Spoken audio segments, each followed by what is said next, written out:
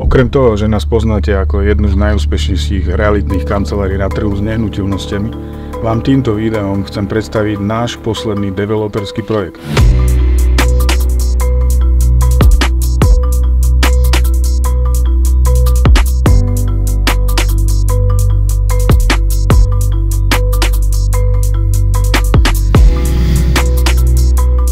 Tento developerský projekt sme uskutočnili pri mestskej časti Dolný Milokov, 6 km od mesta Povazka Bystrica a 7 km od mesta Púchov s výhľadom na Nosickú priehradu Mládeže.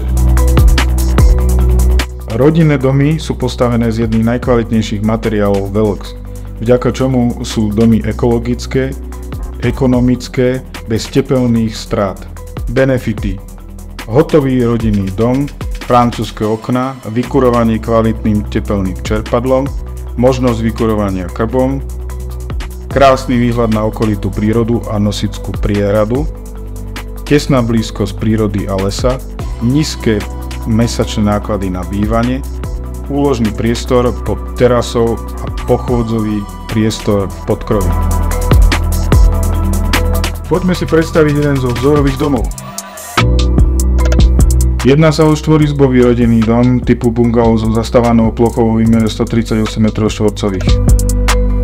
Dispozícia pozostáva zo vstupnej chodby, 3 samostatných izieb, chodby, kúpeľne z WC, sprchovým kútom, baňou a 2 umývadlami, technickej miestnosti, samostatného WC, slnečnej priestrannej izby spojenej s priestrannou kuchyňou so skrytou špajzou a jedálňou.